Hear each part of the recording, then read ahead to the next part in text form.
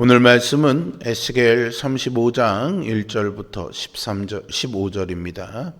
에스겔 35장 1절부터 15절입니다. 또 여호와의 말씀이 내게 임하여 이르시되, 인자야, 내 얼굴을 세일산으로 향하고 그에게 예언하여 이르기를, 주 여호와께서 이같이 말씀하시되, 세일산아, 내가 너를 대적하여 내 손을 내 위에 펴서 내가 황무지와 공포의 대상이 되게 할지라. 내가 내 성읍들을 무너뜨리며 내가 황폐하게 되리니 내가 나를 여호와인 줄을 알리라. 내가 옛날부터 한을 품고 이스라엘 족속의 환난 때, 곧 죄악의 마지막 때에 칼의 위력에 그들을 넘겼다. 그러므로 주 여호와의 말씀입니다.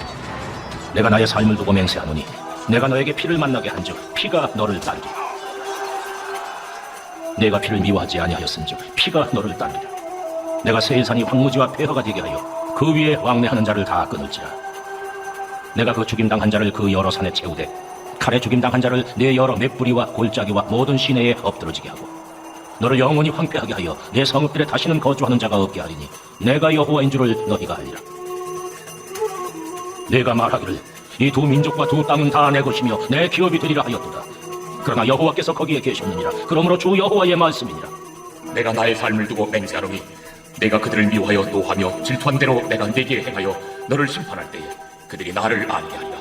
네가 이스라엘 산들을 가리켜 말하기를 저 산들이 황폐하였으므로 우리에게 넘겨주어서 삼키게 되었다 하여 욕하는 모든 말을 나 여호와가 들은 줄을 네가 아니로다. 너희가 나를 대적하여 입으로 자랑하며 나를 대적하여 여러 가지로 말한 것을 내가 들었노라. 주 여호와께서 이같이 말씀하셨느니라. 온 땅이 즐거워할 때에 내가 너를 황폐하게 하되 이스라엘 족속의 기업이 황폐하므로 내가 즐거워한 것 같이 내가 너를 황폐하게 하리라. 세일산아, 너와 에돔 온 땅이 황폐하리니 내가 여호와인 줄을 무리가 알리라 하셨다 하라. 아멘. 에스겔 34장 25절에서 31절까지 하나님은 참 목자로서 자기 백성에게 평강의 언약을 약속하셨습니다. 그러나 포로지에 있던 유다 백성에게는 한 가지 의문이 남아 있었죠. 우리를 그토록 미워하며 짓밟던 원수가 지금도 저렇게 건재한데 과연 우리에게 참된 평안이 찾아올 수 있을까 하는 물음이었습니다. 눈앞의 현실은 하나님의 약속과 너무 달랐습니다.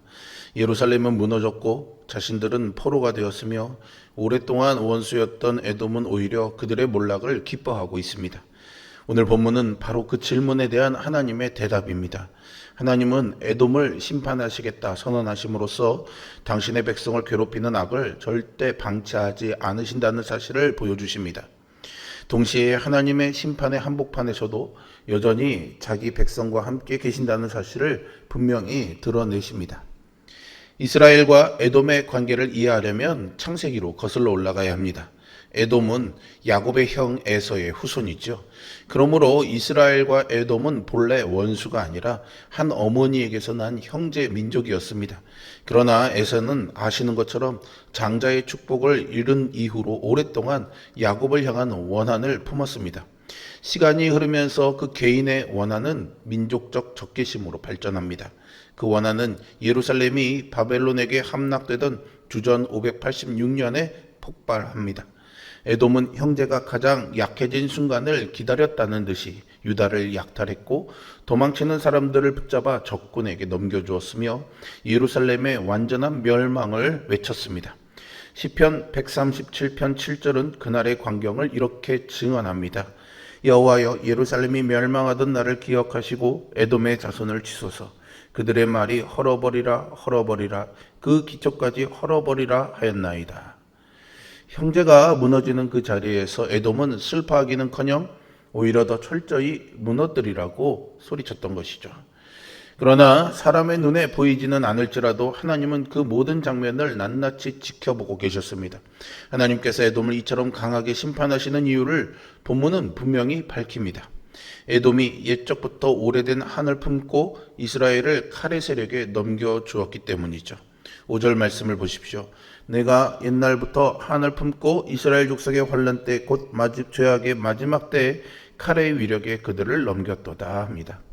이스라엘이 하나님의 징계로 가장 연약해진 바로 그 순간 에돔은 위로자가 되기는커녕 오히려 형제를 발로 짓밟는 쪽을 택했습니다.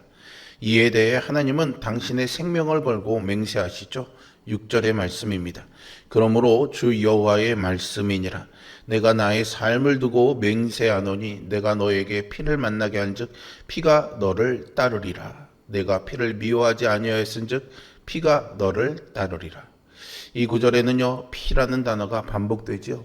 이것은 히브리어로 담이라는 단어를 쓰고 있습니다. 많은 학자들은 이것을 에돔이라는 이름과 연결짓는 언어 유희로 이해합니다. 에돔은 붉다라는 의미를 가지고 있습니다. 에서는 붉은죽 한 그릇 때문에 장자의 명분을 팔았고, 붉은죽을 탐하던 자의 후손이 이제는 형제의 피를 탐하는 자리까지 나아간 것이죠. 그리고 하나님은 그 이름의 뜻 그대로 피를 탐한 에돔이 결국 자기가 흘린 피 가운데 잠기게 될 거다라고 선언하십니다. 사람이 뿌린 것은 결국 자기에게로 돌아온다는 성경의 오래된 원리가 여기에도 그대로 확인됩니다. 오늘 우리도 이 말씀 앞에서 자신을 돌아봐야 합니다. 다른 사람의 실패가 내 기회가 되기를 바란 적은 없습니까? 누군가의 어려움을 이용해서 내 유익을 얻으려 했던 적은 없습니까? 하나님은 약한 자를 이용하는 사람보다 약한 자의 편에 서시는 분이십니다. 에돔의 두 번째 죄는요, 하나님의 땅 자체를 향한 노골적인 탐욕이었습니다. 10절에서 에돔은 이렇게 말합니다. 이 두 민족과 두 땅은 다 내 것이며 내 기업이 되리라. 아수르와 바벨론에 의해서 북이스라엘과 남유다 백성이 차례로 포로로 끌려가자 에돔은 이제 그 빈 땅을 차지할 절호의 기회가 왔다고 판단한 것입니다. 사람이 떠난 땅이니 주인이 없는 땅이 되었으리라 여긴 것이죠. 그런데 하나님은 그들의 계산이 얼마나 큰 착각이었는지를 한 문장으로 드러내십니다. 여호와께서 거기 계셨느니라.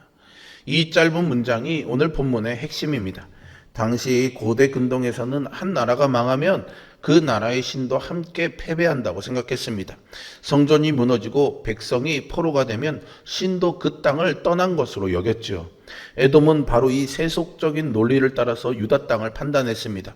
성전이 무너졌으니 이스라엘의 하나님도 이미 그 땅을 떠나버리고 없을 거다라고 생각한 것이죠. 물론 에스겔 11장에서는 하나님의 영광이 성전을 떠나는 장면이 나옵니다. 그러나 그것은 하나님의 임재가 사라졌다는 의미는 아니었습니다. 하나님의 심판은 있었지만 하나님의 언약은 폐기되지 않았습니다. 하나님은 여전히 자기 백성을 기억하시고 자기 땅을 지키고 계셨지요. 이 말씀은 에스겔서 마지막 장의 놀라운 선언과 연결됩니다. 그날 후로는 그 성읍의 이름을 여호와 삼마라 하리라. 에스겔서의 마지막 절이죠.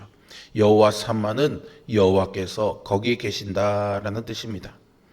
에스겔서는 심판으로 시작했지만 결국 하나님의 임재로 끝납니다. 백성은 하나님을 떠났지만 하나님은 자기 백성을 완전히 버리지 않으셨습니다. 폐허가 된 성전보다 하나님의 임재가 더 중요했고 무너진 예루살렘보다 하나님의 언약이 더 견고했습니다.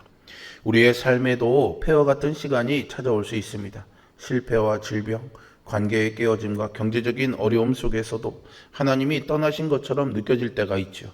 그러나 성경은 말합니다. 하나님은 심판 가운데서도 눈물 가운데서도 기다림 가운데서도 여전히 거기에 계십니다. 우리의 눈에 보이지 않을 뿐 하나님의 손은 한 번도 우리를 놓으신 적이 없습니다. 본문의 결론부에서 하나님은 에돔의 죄 가운데 가장 근원적인 것을 지적하시는데요. 그것은 다름 아닌 형제의 고통을 바라보며 느꼈던 은밀한 기쁨입니다. 15절을 보십시오. 이스라엘의 족속의 기업이 황폐함으로 내가 즐거워한 것 같이 내가 너를 황폐하게 하리라. 세일산아 너와 에돔 온 땅이 황폐하리니 내가 여호와인 줄을 무리가 알리라 하셨다 하라. 왜 하나님은요 에돔의 기쁨을 이렇게 엄중하게 심판하실까요? 그 이유는 유다를 향한 하나님의 심판이 미움이 아니라 사랑의 징계였기 때문입니다. 부모가 자녀를 징계하는 모습을 비웃는 사람을 부모가 기뻐할 리가 없지요. 하나님께서 자기 백성을 징계하셨다고 해서 누구든 그 고통을 즐길 권리는 없습니다. 그래서 잠언 24장 17절에서는 이렇게 말씀합니다. 내 원수가 넘어질 때에 즐거워하지 말며 그가 엎드러질 때에 마음에 기뻐하지 말라라고 말이죠. 또 오바댜 선지자는 에돔을 향해 이렇게 선포합니다. 여호와께서 만국을 벌할 날이 가까웠나니 내가 행한 대로 너도 받을 것인즉 내가 행한 것이 내 머리로 돌아갈 것이라. 하나님의 공의는요, 거울과도 같습니다.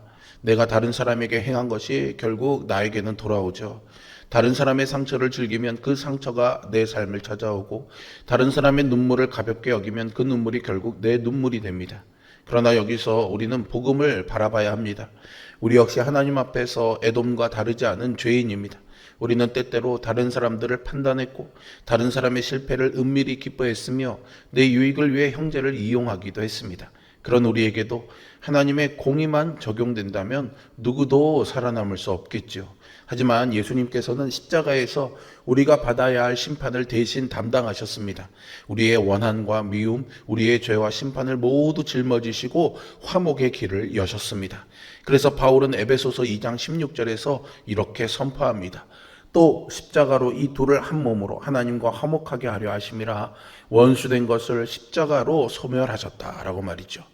십자가 앞에서는 원한보다 용서가 크고 심판보다 은혜가 크며 미움보다 화평이 더 강합니다.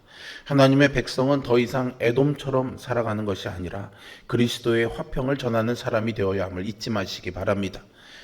오늘 말씀은 우리의 마음을 깊이 비춰줍니다.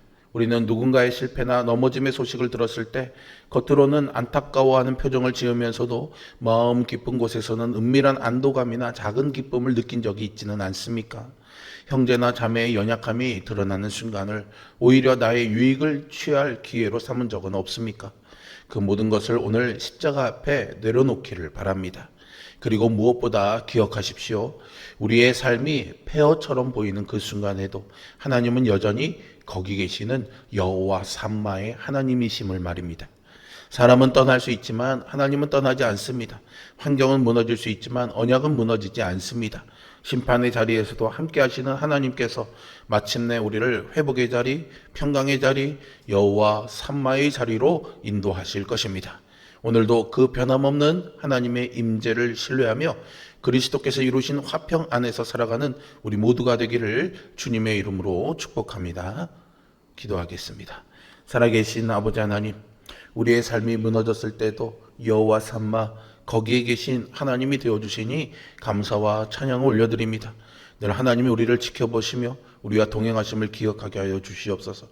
혹여나 우리의 형제와 우리 이웃들의 어려움을 바라보며 그것을 은밀히 기뻐하거나 내 유익을 누리는 기회로 삼으려는 우리의 연약함들이 기억난다면 회개하게 하여 주시고, 주님 앞에서 우리가 형제의 연약함을 품어 안고 같이 울어줄 수 있는 그런 자리로 나아갈 수 있도록 인도하여 주시옵소서. 오늘 강원 어린이 연합 성경학교가 이틀째 진행이 됩니다. 오늘 하루 동안 무더운 날씨 속에서도 하나님의 은혜로 우리 어린아이들이 뜨거운 은혜를 경험하는 시간이 되게 하여 주시고, 물놀이 같은 프로그램에 안전하게 진행될 수 있도록 하나님 붙잡아 주시고 인도하여 주시옵소서. 예수 그리스도의 이름으로 기도합니다. 아멘.